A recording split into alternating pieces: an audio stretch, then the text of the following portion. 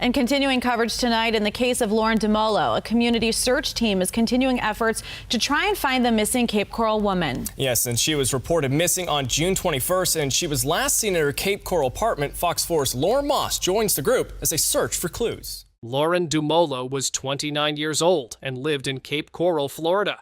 She's so loving, caring, so bubbly, happy all the time. She's just a sweetheart. People knew her as friendly and calm. On the morning of June 19, 2020, she was last seen in her apartment on Coronado Parkway. Her boyfriend, Gabriel, left for work around 6 a.m. He said he saw her before he left. He expected her to stay at home.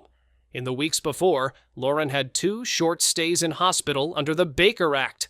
She had felt anxious and heard voices. We are learning new information in the case of a local missing mom. The case of Lauren Dumolo is once again gaining national attention after it was spotlighted on the Dr. Phil show. Fox 4's Stephanie Fernandez has more on what the community is doing this weekend to continue efforts to find Lauren Dumolo. On the day she disappeared, she wore a white t-shirt and jeans. That morning, between 10 and 11 a.m., her phone made a video call to Gabriel, but he did not answer. That is the last known phone activity. She did not explain why she did not respond. Coral is where investigators say Lauren Dumolo would spend most of her free time. As you can see, signs like these are still up around the park, and the community is coming together to organize a search party, all in an effort to find Lauren. Her purse was found at 4 Freedoms Park. That park was a short walk from her home. She liked to walk there to relax and clear her mind. She often walked there with her dog, but she went alone that day. She was my best friend from the moment I was born. The purse held her keys and some money, but her phone was still inside her apartment. That was odd for her. 2 weeks later, on July 2nd, her shirt turned up near the water line at the same park. That area had been searched before. Tips on her whereabouts have been coming in, and it brought the group to this Cape Coral park. The appearance of the shirt raised more questions. It was damp and slightly torn. No other items were found near it. Local police led the search. They used drones, boats, and dive teams in the water. Volunteers also joined. Material, clothing, if you see, any type of remains. They looked along the shore and in the nearby canals. They hoped to find Lauren or clues to her route. Family members handed out flyers and launched social media posts. They asked people to share what they saw that morning. Several tips came in, but none led to Lauren's location. Sister, it was on this date in 2020, 29-year-old Lauren Dumolo disappeared. Cape Coral police released a statement today saying this is still an active case. Her plans before she vanished included a trip to visit her niece. These details make her loss all the more painful. Now let's move to another story. The story of the M Cave and the disappearance of Kenny Veach is a case that has puzzled hikers and mystery fans since late 2014. And, I'm looking for a cave that I found, and I didn't have a sidearm when I was here before. I mean, it's shaped like a big M. It's a big cave that looks just like a gigantic M. And something about that cave just spooked me. Out of all the caves I've ever gone in, this one just made my body vibrate. The closer I got to it, the crazier my body felt, and I was like, all right, I'm not gonna go in there right now, but I'm coming back someday. It all started in the wide open spaces of the Mojave Desert near Las Vegas. One man went searching for a cave with an unusual entrance and never came back. His name was Kenny Veach. He was a man in his early 30s who held a steady job in construction when he was not on the trail. He spent his free time exploring the emptiness of the desert. He made videos of his trips and posted them online under the name Snake Bitmg. In mid-2014, Kenny spoke about finding a cave entrance shaped like a capital letter M. He said that as he got closer to the mouth of the cave, he felt a strange vibration in his body.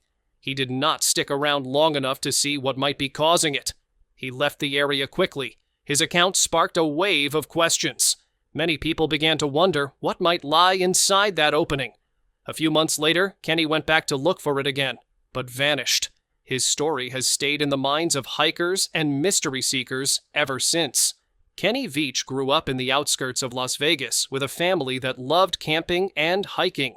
His parents took him on weekend trips to nearby canyons when he was a boy. By the time he reached his teenage years, he felt most at ease in the desert. He learned how to read maps and use a compass before many of his friends. He found joy in planning routes through dry washes and rocky hills. After high school, he worked in construction to earn a living.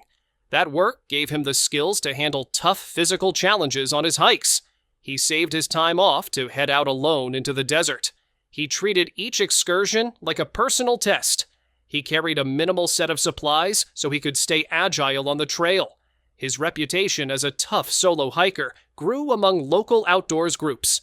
He did not seek a large audience at first, but liked sharing his finds with a few friends online. Over time, he built a small following of people who looked forward to his next desert adventure. In 2012, Kenny decided to start a YouTube channel to show his desert trips to more people. He called it Snakebitmg, a name that combined a love of snakes with his initials. He filmed his hikes with a small action camera strapped to his chest or helmet. He spoke to the camera about the terrain and his route choices. He pointed out old mine shafts and rare desert plants. He described the temperature and how the wind moved across the sand. He gave tips on how to stay safe in the heat and what gear to pack. He did not edit his footage heavily and gave viewers a raw view of his trip. That style felt honest to his audience. He never staged scenes or added special effects. He simply walked through the desert and let the camera record. His videos showed him trudging up steep hills, crossing dry riverbeds, and scanning the horizon for signs of life. Some people tuned in to learn how to prepare for solo hikes. Others came to see remote places they would never visit in person. Kenny enjoyed the mix of reactions and liked answering questions in the comments. In June of 2014, Kenny mentioned in one of his videos that he had stumbled onto something strange during an earlier hike near Nellis Air Force Base. He said he had been exploring an area of rolling hills and rocky outcrops about 30 miles north of Las Vegas. His mission that day was to investigate an abandoned mine that old maps showed in that section of the Mojave Desert. He followed a narrow wash that led him between two low ridges. After about 2 miles, he saw an opening in the rock face just above the wash. He parked his backpack and some water bottles a few feet away from the entrance. He used his hands to brush away loose sand from the mouth of the cave. The opening was shaped in a way he had never seen before. It formed a perfect capital letter M. The two outer edges of the letter slanted inwards and met at a point. The middle peaks rose higher than the sides. The stone walls on either side were smooth, as if they had been carved by hand. Kenny said that as he reached out to touch the rock surface near the right peak, he felt a vibration run through his fingers. That vibration spread up his arm and into his chest. He did not hear any motor or engine. He did not see any power line or equipment nearby. He simply felt the odd buzzing like an off note from a guitar string. He moved closer to find its source. The ground under his boots trembled slightly.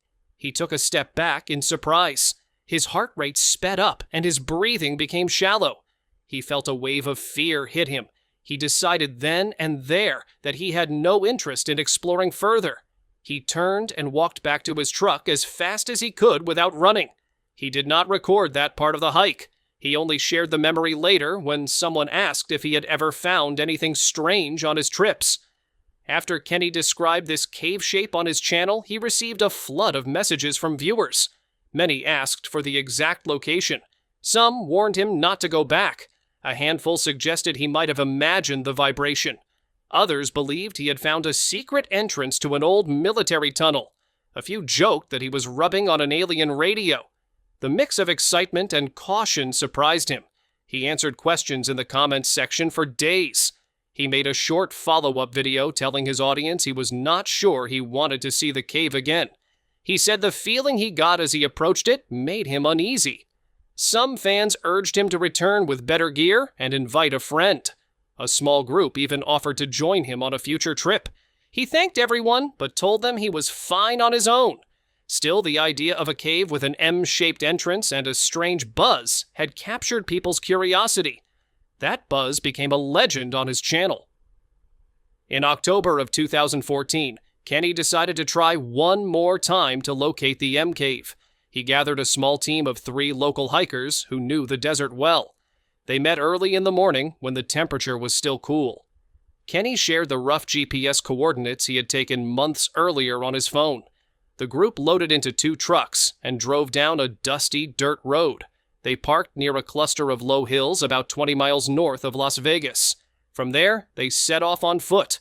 They walked for more than 2 hours through dry washes with loose rocks underfoot. Every few minutes, they paused to compare the markers on their maps with the surroundings. They looked for a distinct rock formation that Kenny had mentioned in his first account. They climbed a small rise and looked into the valley below. At one point, Kenny pointed out a small crack in the rock face, but the shape did not match. They pressed on deeper into the hills. The day grew warmer as the sun climbed above the horizon. Sweat dripped from their faces. The team moved more slowly to avoid exhaustion. After 4 hours and nearly 6 miles of hiking, none of the team members could find any sign of the cave. Kenny felt a mix of frustration and disappointment. He told the group he would keep looking alone later. They decided to return to the trucks before the heat got worse. Before leaving, Kenny scanned the hillside one last time. He made a note to try again another day with a fresh map and more detailed planning. The group drove back to Las Vegas as the sun began its descent. On November 10th, 2014, Kenny told his girlfriend that he planned another hike to search for the M Cave. He did not give her an exact address or the road name. He said he would head north and would call when he was back. She was growing used to these solo trips, but still worried a little. That morning, she dropped him off at a highway intersection and watched him drive off in his pickup truck. He carried a small backpack, a water filter, and a power bank for his phone. He also packed a few energy bars and his compass. He left his pickup on a side road that led into public land. When he failed to call by early evening, she texted him, but got no reply. She called his phone, but it went straight to voicemail. With night falling, she reported him missing to the local sheriff's office. Search and rescue volunteers gathered at a staging area with maps and radios. A ground team with off-road vehicles moved along the road Kenny had taken. Another team followed the path the October group had used. A small drone unit took off as darkness settled. They scanned the ground for any sign of a person or a campfire. Meanwhile, family members arrived to help organize the effort. The desert night grew cold while the teams worked. They set up flare paths and floodlights near the road. At first, they searched for footprints in the sand. Later, they looked for traces of tire marks and broken branches. They also called out Kenny's name on loudspeakers mounted on trucks. They hoped he might hear them and respond. There was no reply. They continued the search through the night and into the next morning. The next morning, the search resumed at first light. More volunteers arrived with trained dogs that could pick up a scent if he had passed by. A group of hikers who knew the terrain joined to help widen the search area. They formed parallel lines and walked slowly through the washes. Each hiker carried a radio to report any finds. They checked every small cave and overhang along the route. If they found anything, they marked it and fed the information back to the command post. The teams also checked old mine shafts, small caves, and rock overhangs. One mine shaft that looked promising was nearly 80 feet deep. Teams lowered a camera on a cable to look inside, but saw only rocks and debris. At the same time, a volunteer drone operator used a thermal camera to look for heat signatures. They flew the drone at dusk and at dawn, when heat differences would be easiest to spot. They found some hot spots near a dry wash, but the spots turned out to be boulders warmed by the sun. Rescue crews also left water and food caches along likely paths to aid Kenny if he was injured. They hung bright orange markers on bushes and rocks to guide him back if he could follow them. By the fourth day, they had covered an area of more than 50 square miles. Yet they found no new evidence of his presence. Frustration grew as the desert wind erased footprints almost as fast as they were made. The search teams worked in shifts around the clock for nearly a week. Even after resources began to dwindle, the volunteers kept coming back. They believed that persistence was necessary in such a rugged place. Still no sign of Kenny emerged to bring relief to his worried family and friends. Eventually, the most solid clue appeared when a deputy found Kenny's cell phone lying on a small rock shelf near a collapsed mine shaft. The area was about 2 miles from the road where his truck had been parked. The phone was turned off and the lock screen displayed his last sent text. There was no sign of damage to the phone, but dirt had gathered in the crevices. The case was cracked on one corner. It rested on its side as if someone had placed it there deliberately or dropped it while trying to use it. Near the phone, they found a single shoelace and a bent metal clip that might have come from his backpack. There was no sign of blood or personal items beyond those few small objects. The spot was not far from where the ground dropped off into the old mine shaft, but the opening was narrow and partially filled with fallen rock. Rescue crews shone lights down the shaft, but saw nothing else. A rope team considered lowering a person in to search, but decided it was too risky without more protective gear. They lifted the phone back to the surface and examined its logs. The last call record was empty. The last text message had been sent an hour before he was due back. Beyond that, there was no data on cell tower connections. The phone offered no clue as to which direction he might have gone after leaving it behind.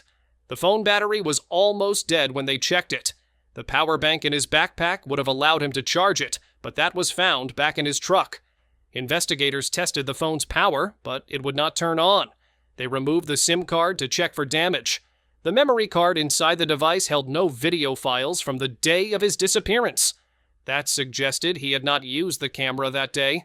There were no selfies or accidental photos to track his route. The data inside the phone did not yield any new clue about his final steps. The stretch of desert where Kenny went missing has always been known for its hazards. Temperatures in November can still climb above 80 degrees during the day and drop below freezing at night.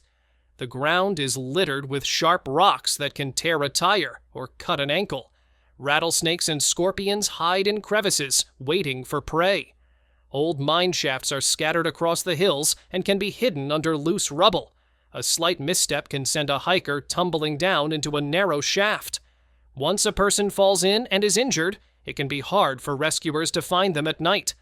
The desert also has sections of thick brush where a person could lose sight of the trail. Dehydration can set in quickly when water supplies run low. Sunburn and heat exhaustion are real threats for anyone hiking alone. In some parts, the soil shifts underfoot like quicksand. A hiker can become disoriented and wander away from marked routes. Without clear landmarks, the landscape can all look the same. At dusk, the shadows grow long and the terrain becomes harder to read. Every hazard makes it more likely someone could become stranded and lose touch with help. One of the most common theories is that Kenny suffered an accident while hiking. He could have slipped on loose gravel near the old mine shafts. A fall into a narrow shaft could have injured him badly and left him unable to call for help. In one fallen mine shaft, the tunnel floor drops 30 feet straight down. If he landed on a ledge and broke his leg, he might not have been able to climb out. His backpack could have ended up above him, forcing him to stay below. A person trapped in that situation could run out of water within hours. Even a small scrape on the skin can become infected in the desert heat. Without treatment, an infection can cause disorientation and fever. If Kenny had injured his head, he might not have known which way to go. The theory also allows for animals to have disturbed his gear, scattering items around and wiping out clear tracks. Rescue dogs might then lose the scent trail. A fall could also cause internal injuries that did not leave obvious blood on the ground. In such a case, he could have crawled away from the shaft and collapsed under a bush. That would explain why searchers did not find his body near the phone. People in the area pointed out that in other accidents, hikers remained missing for months before being found in remote sections. In some cases, the body was not found until the following spring, when the desert floor was surveyed. That pattern shows how harsh this place can be. An accident could lead to a long-term disappearance that ends only when someone spots a piece of clothing or gear. Given the time it took for search teams to cover the area and the many rocky canyons, a single fallen hiker could remain hidden for a long time. If his body was covered by debris, it could take heavy equipment to recover it. That might never be brought in for a missing person case. So what do you think happened to him? Let us know in the comments below and subscribe to our channel for more content.